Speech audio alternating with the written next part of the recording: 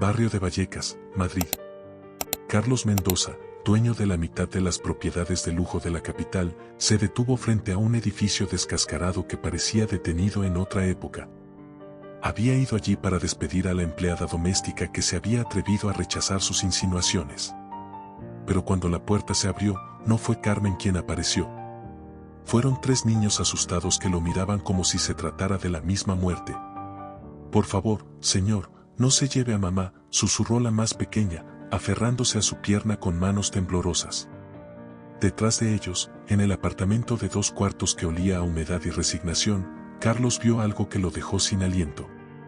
Carmen, la mujer que limpiaba los suelos de mármol de su ático de 5.000 euros el metro cuadrado, dormía sobre un colchón tirado en el suelo, aún con el uniforme de limpieza puesto, rodeada de facturas vencidas y medicinas que no podía pagar. En la pared, una foto enmarcada mostraba a Carmen sonriente junto a un hombre en uniforme de la Guardia Civil. Su marido. El hombre muerto en un atentado en Afganistán. La viuda que él, con su arrogancia de rico, había intentado seducir. Los niños, que estaban a punto de perder lo único que les quedaba, su madre. Madrid relucía bajo el sol de septiembre, brillante como una promesa incumplida. Desde los ventanales de su ático en el barrio de Salamanca, Carlos Mendoza observaba la ciudad que, de algún modo, le pertenecía. A sus 38 años, había convertido la herencia familiar en un imperio inmobiliario que abarcaba Madrid, Barcelona, Valencia y Sevilla. Palacios antiguos transformados en hoteles de lujo, barrios obreros desplazados para dar paso a su progreso. Su éxito se medía en metros cuadrados, y el valor de una persona, en lo útil que fuera para él. Su matrimonio con Isabel había sido una alianza de conveniencia disfrazada de amor. Ella aportaba el apellido y las conexiones sociales, él, el dinero y la ambición. El divorcio, 2 años después, fue igual de calculado. Isabel se quedó con la finca en La Moraleja. Él, con todo lo demás. Carmen López había llegado a su vida 6 meses atrás, contratada por una agencia para limpiar el ático 3 veces por semana. Tenía 32 años, el cabello negro recogido en un moño austero y unos ojos marrones que nunca se desviaban ni se humillaban. Había algo en ella que irritaba y fascinaba a Carlos por igual. Tal vez la forma en que limpiaba sus pisos de 100.000 euros con el mismo respeto con el que se limpia el suelo de una iglesia, o quizás que no mostraba la menor impresión ante su riqueza. La atracción había comenzado como una chispa y creció hasta volverse obsesión. Carlos no estaba acostumbrado a desear algo que no pudiera obtener al instante. Empezó con gestos sutiles, regalos caros dejados al azar, cumplidos cada vez más atrevidos, invitaciones disfrazadas de horas extras. Carmen rechazó todo con una educación firme que lo desesperaba. Hasta que, la noche anterior, él cruzó el límite. La encontró de rodillas limpiando el baño de mármol de Carrara, y verla así despertó en él su parte más oscura. Le puso una mano en el hombro, la obligó a levantarse, la empujó suavemente contra la pared. Lo que le susurró al oído fue vulgar, impropio, el tipo de propuesta que ninguna empleada en su situación se atrevería a rechazar. Pero Carmen lo hizo. Peor aún, lo miró con un asco tan genuino que nadie le había mostrado en años y le dijo con voz temblorosa, pero firme, que prefería morirse de hambre antes que convertirse en su amante. Luego se fue, dejándolo con la humillación transformada en furia. Nadie decía no a Carlos Mendoza. Nadie. Pasó la noche entera bebiendo whisky de 1.000 euros la botella, planeando su venganza. No solo la despediría, la destruiría. Se aseguraría de que ninguna familia en Madrid volviera a contratarla. La obligaría a arrastrarse, y cuando el hambre la quebrara, volvería a hacerle su oferta. Porque el hambre, pensaba, doblega a todos. La dirección del archivo de empleados lo llevó a Vallecas, un distrito que él conocía solo por los planos de sus futuros proyectos de gentrificación. Bloques de los años 60 que parecían heridas abiertas en el tejido urbano, muros cubiertos de grafitis, ese olor persistente a pobreza que se adhería a la ropa. Aparcó su Bentley, error que habría evitado si hubiera comprendido el contraste, y subió las escaleras impregnadas de orina y desesperanza. Piso 23, 4ª planta. La puerta, de un verde apagado que alguna vez fue alegre. Tocó con la seguridad de quien espera ser obedecido. Pero no fue Carmen quien abrió. 3 niños lo observaron con ojos enormes, demasiado graves para rostros tan pequeños. La mayor, de unos 12 años, protegía a los otros 2, un niño de 8 y una niña de 5. Vestían ropa limpia, aunque remendada, y en su mirada Carlos reconoció algo que no supo nombrar de inmediato. Lo habían mirado así los niños desalojados de los pueblos que arrasó para construir sus complejos turísticos. Era miedo, miedo absoluto, ese que solo conocen quienes han visto cómo los adultos destruyen su mundo sin explicación. La más pequeña habló primero. Su voz fue un susurro que atravesó la coraza de indiferencia que Carlos había forjado en años de crueldad profesional. Sus manitas se aferraron a su pierna con desesperación, como si su súplica pudiera detener una catástrofe. El apartamento detrás de ellos era una historia escrita en paredes húmedas y muebles rescatados de la basura. 2 habitaciones apenas, moho en las esquinas, el aire cargado de tristeza. En el suelo del salón, que también hacía de dormitorio, Carmen dormía en un colchón fino, con el uniforme aún puesto, el rostro hundido en un agotamiento que superaba el cansancio físico. A su alrededor, facturas vencidas y recetas médicas formaban un círculo de derrota. Carlos reconoció los medicamentos, eran los mismos que su madre había usado durante la quimioterapia. Fármacos caros, de esos que la seguridad social apenas cubre. Pero lo que realmente lo golpeó fue la foto en la pared, Carmen en un vestido blanco, radiante, junto a un hombre en uniforme de la Guardia Civil. La misma imagen, más pequeña, colgaba sobre las camas improvisadas de los niños. El padre. El héroe que no regresaría. El niño de 8 años rompió el silencio. Su voz temblaba, pero tenía firmeza. Contó cómo su madre trabajaba en 3 empleos, cómo dormía apenas 4 horas, cómo fingía no tener hambre para dejarles más comida. Relató la muerte de su padre en una misión de paz, la pensión insuficiente, la abuela enferma que devoraba cada euro extra. Carlos permaneció quieto en el umbral, con el discurso de despido muriendo en su garganta. Observó a Carmen dormir, por primera vez, la vio realmente. No como la empleada que había querido poseer, sino como una mujer librando una guerra silenciosa con una valentía que él jamás había tenido. Carmen despertó inquieta. El silencio de sus hijos era señal de peligro. Cuando lo vio allí, rodeado de ellos, la sangre se le heló. Se levantó, alisando el uniforme con dignidad, lista para enfrentarlo. Sabía a qué había venido, sabía lo que su presencia significaba, pero no se disculparía por haber defendido su integridad. Algunas cosas valían más que un plato de comida. Carlos la observó incorporarse, vio cómo se colocaba entre él y los niños como una leona dispuesta a morir por sus crías. Y algo se quebró en su interior. No su corazón, del que dudaba tener uno, sino su conciencia, sepultada durante años bajo el peso de su ambición. Las palabras que pronunció no eran las que había planeado. En vez de amenazas, hizo preguntas. Preguntó por los niños, por el marido, por su vida. Carmen respondió con desconfianza, pero cuando él se sentó en el sofá hundido y dejó de lado la arrogancia del patrón, el aire cambió. Entonces la historia emergió, rota, fragmentada, completada por los niños que, entre sollozos, añadían detalles que ella habría preferido callar. Miguel, su esposo, había muerto 3 años atrás en Afganistán. No cayó en combate, sino salvando una escuela de un atentado, un héroe sin medallas, porque las medallas no pagan la renta, ni la pensión miserable, ni los múltiples trabajos, ni los costosos tratamientos de una suegra enferma de cáncer. Y luego vino la verdad más devastadora. Carmen tenía 2 títulos universitarios, arquitectura e ingeniería civil, obtenidos estudiando por las noches mientras Miguel estaba en misión. Soñaba con construir hogares para quienes no podían pagarlos, y terminó limpiando las mansiones de quienes tenían demasiado. Carlos escuchaba, y cada palabra era un clavo hundiéndose en su conciencia. Miró a los niños, Lucía, Diego y la pequeña María, y vio en ellos el mismo fuego que ardía en su madre, la misma dignidad obstinada que se negaba a doblarse aunque el mundo se esforzara por quebrarla. Cuando Carmen terminó de hablar, el silencio en el apartamento era tan espeso como la niebla. Carlos se incorporó, y todos se tensaron, esperando la sentencia. Pero en lugar de castigo, hizo algo que no hacía desde la muerte de su padre, se arrodilló. se arrodilló ante Carmen y le pidió perdón, no solo por haberla ultrajado con insinuaciones, sino por haber sido el tipo de hombre que creía que todo y todos tenían un precio. Le dijo que no había ido allí únicamente para despedirla, sino para ofrecerle algo distinto. No compasión, no limosna, sino una oportunidad. La oficina de Carlos ocupaba un piso completo en la Torre Mendoza, sobre el Paseo de la Castellana.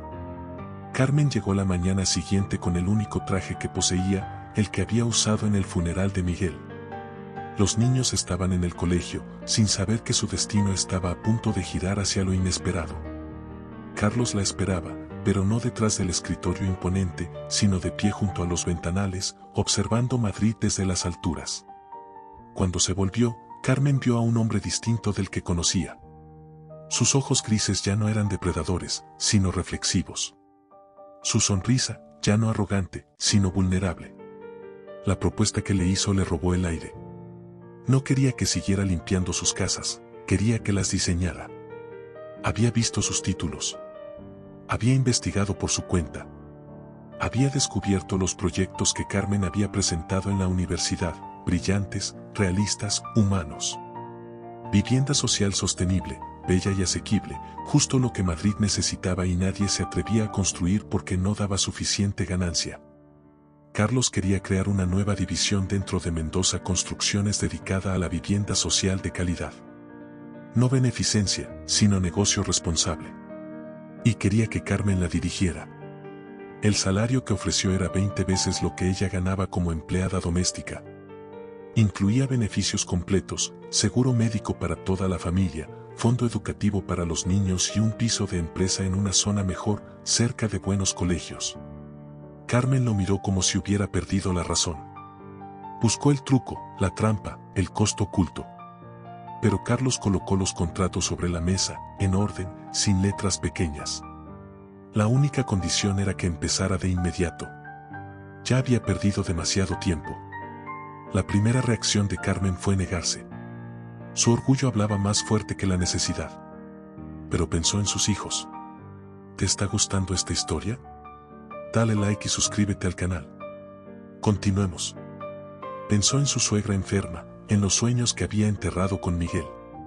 Pensó en todas las familias como la suya, que vivían en condiciones indignas porque nadie creía que los pobres merecieran belleza. Aceptó, pero puso sus propias reglas, transparencia absoluta en los proyectos, ningún recorte en la calidad y la promesa de que las viviendas serían para quienes realmente las necesitaban, no para los que pudieran pagar más. Carlos aceptó cada punto. Cuando sellaron el trato con un apretón de manos, ambos comprendieron que no era solo un contrato laboral. Era el inicio de una revolución. Los primeros meses fueron un infierno. El sector de la construcción madrileña no estaba preparado para una mujer como Carmen López, viuda, madre, ex trabajadora doméstica, sentada en mesas donde se decidía el futuro urbano de la ciudad. Los socios de Carlos estaban horrorizados. Los rivales se burlaban. Los periódicos la describían como la amante que había hechizado al millonario para ascender. Pero Carmen había enfrentado monstruos más grandes. Había sepultado a un marido, criado a 3 hijos sola, sobrevivido a la miseria. Los viejos patriarcas del cemento no la intimidaban. Los desafió con competencia técnica, ideas audaces y una determinación capaz de convertir los obstáculos en logros. Su primer proyecto fue en Carabanchel, 100 viviendas de protección oficial que parecían salidas de una revista de diseño, no de un expediente burocrático. Materiales sostenibles pero económicos, estructuras que aprovechaban la luz natural, patios compartidos que fomentaban comunidad en lugar de guetos. El costo por vivienda fue la mitad del habitual, la calidad, el doble. Carlos la observaba con una admiración creciente. La mujer que un día quiso poseer se había transformado en alguien que lo inspiraba a cambiar. Comenzó a ver sus edificios no como cifras, sino como vidas. Por primera vez en años dormía sin whisky y despertaba con un propósito que no se medía en euros. Los hijos de Carmen asistían a mejores escuelas, pero conservaron la humildad que ella les inculcó. Diego destacaba en matemáticas. Lucía mostraba un talento innato para el arte. La pequeña María contagiaba alegría a todos. Solían ir a la oficina después de clases, llenando de risas los pasillos fríos de la Torre Mendoza, colgando sus dibujos en las paredes. Fue María, con sus 6 años de inocencia, quien dijo en voz alta lo que todos veían, pero nadie se atrevía a mencionar. Una tarde, mientras Carlos le enseñaba a usar el ordenador, preguntó: «Señor Carlos, ¿cuándo te vas a casar con mamá?». El silencio fue inmediato, casi eléctrico. Carmen se ruborizó. Carlos tosió, incómodo. Pero la niña siguió sin inmutarse, porque la miras como papá la miraba en las fotos. Y ella sonríe como no sonreía desde que papá se fue al cielo. La verdad pronunciada por una niña cambió todo y a la vez nada. Carlos y Carmen siguieron trabajando juntos, pero ahora el aire tenía otro peso, una conciencia silenciosa. Las noches de trabajo se alargaban. Hablaban de planos y presupuestos, pero en realidad compartían heridas, miedos, confesiones. Carlos habló del padre autoritario que le enseñó que el amor era una debilidad. De la madre muerta cuando él tenía 10 años. De la soledad de crecer en una casa llena de cosas y vacía de afecto. Carmen habló de Miguel, del amor profundo que los unió, del temor a traicionar su memoria si volvía a amar. El punto de inflexión llegó durante la inauguración del proyecto de Carabanchel. 200 familias recibían las llaves de sus nuevos hogares. Niños corrían por jardines seguros, ancianos lloraban al sentir calor en casas donde antes solo había frío. Carmen daba su discurso cuando su voz se quebró al ver a una familia idéntica a la que fue la suya, madre sola, 3 niños, miradas que conocían el hambre. Carlos subió al escenario, le tomó la mano ante todos y concluyó por ella. Habló de cómo Carmen López le había enseñado que el verdadero éxito no se mide en beneficios, sino en vidas transformadas. De cómo una mujer con todos los motivos para odiar al mundo había decidido, en cambio, reconstruirlo. De cómo él, Carlos Mendoza, el tiburón inmobiliario de Madrid, se había enamorado no solo de una mujer, sino de una visión, un mundo donde la dignidad humana no tiene precio. Su declaración pública estremeció Madrid. Los medios estallaron. Los socios amenazaron con rebelarse. Isabel apareció de la nada reclamando derechos perdidos. Pero entre el caos, Carmen y Carlos hallaron una paz que nunca habían conocido. No era el amor arrollador que Carmen vivió con Miguel, sino algo más profundo, maduro, nacido del respeto y la complicidad. Los niños aceptaron a Carlos poco a poco. No como reemplazo de su padre, ese lugar era sagrado, sino como presencia nueva. Diego encontró en él a un mentor que lo guiaba en matemáticas y negocios. Lucía halló en Carlos el mecenas que apoyaba su arte sin hacer preguntas. Y María, simplemente, otro adulto a quien amar con todo el corazón sin reservas. La suegra de Carmen, Esperanza, fue la última en ceder. Pero cuando Carlos pagó sin decir palabra los tratamientos experimentales que prolongaron su vida 2 años más, cuando lo vio velar noches enteras junto a la cama de Carmen, cuando escuchó su promesa ante la tumba de Miguel.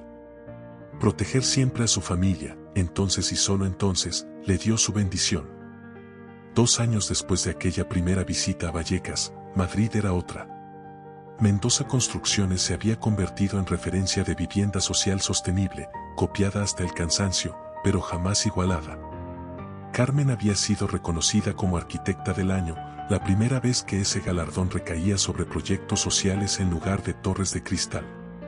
Carlos había aprendido que se podía ser inmensamente rico sin dejar de ser humano, que el beneficio no tenía por qué significar abuso.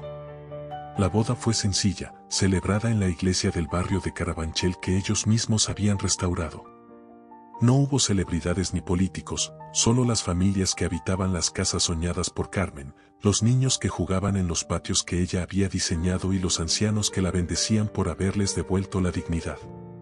Carmen vestía un traje simple, no blanco, ese color pertenecía a Miguel, sino azul, como el cielo despejado de Madrid en los pocos días en que la ciudad parecía respirar. Sus hijos la acompañaron hasta el altar, no para entregarla, sino para recibir a Carlos en su familia. María llevaba los anillos. Diego leyó una carta que había escrito para su padre en el cielo, explicándole que estaba bien que mamá volviera a amar. Lucía entonó una canción que había compuesto sobre la familia que se elige, en vez de aquella con la que uno nace. Isabel apareció en la recepción, no invitada, pero tampoco rechazada.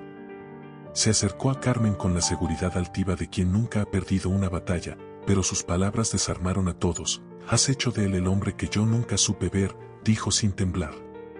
«Quizás porque mirabas más allá de su cuenta bancaria.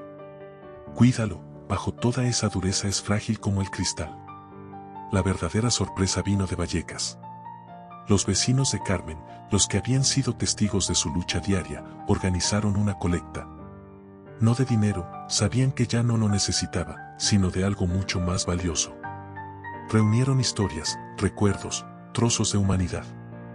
Relatos de todos aquellos a quienes Carmen había ayudado cuando no tenía más que ofrecer que su tiempo y su ternura. La señora Paquita, a quien había llevado la compra cuando se fracturó la cadera. El pequeño Ahmed, a quien dio clases gratuitas para que no repitiera curso.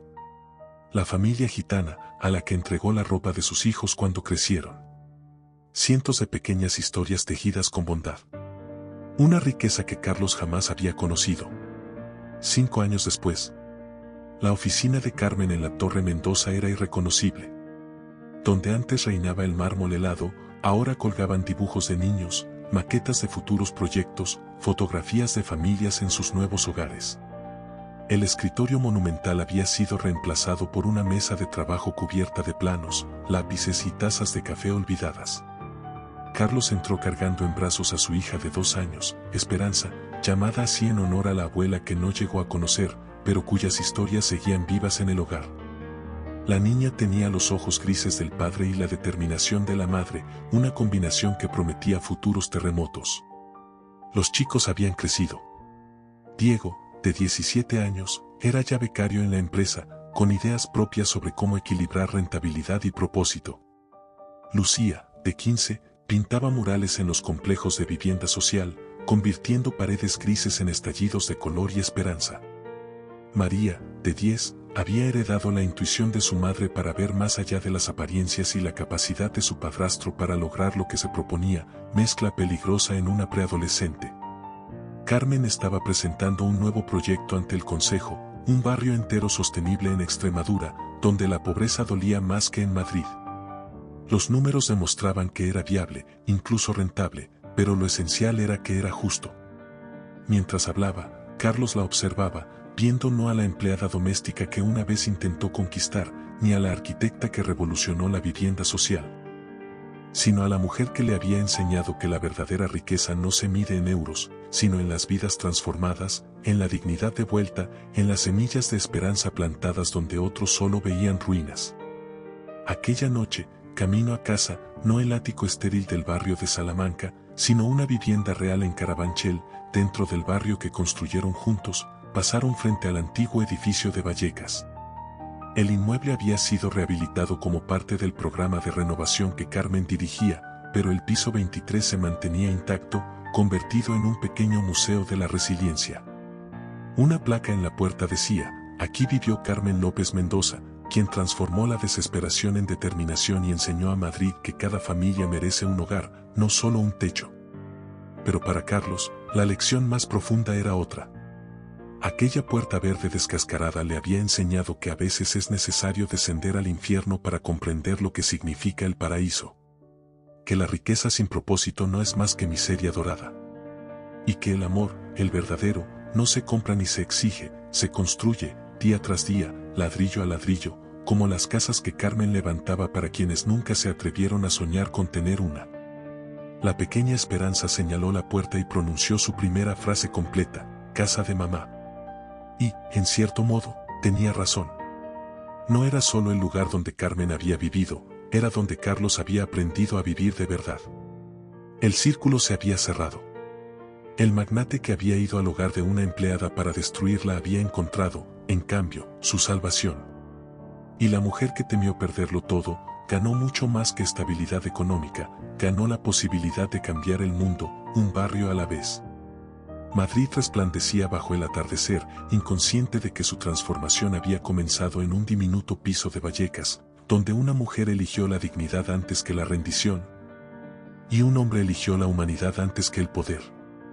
A veces las revoluciones nacen así, sin ruido ni pancartas, con el simple acto de mirar a otro ser humano y decidir que merece más, mucho más. Si esta historia te ha conmovido, Deja tu like para apoyar los relatos de redención y cambio. Comenta qué momento te tocó más el corazón. Comparte con quien necesite recordar que siempre hay segundas oportunidades. Suscríbete para más historias que prueban que el amor puede surgir en los lugares más inesperados. Recuerda, a veces quien menos tiene, es quien más da. A veces la auténtica riqueza se encuentra en los rincones más humildes. Y a veces, un instante de verdadera empatía puede cambiar no solo dos vidas, sino el destino de toda una ciudad. ¿Alguna vez has mirado más allá de las apariencias y descubierto algo extraordinario? Cuéntanoslo en los comentarios.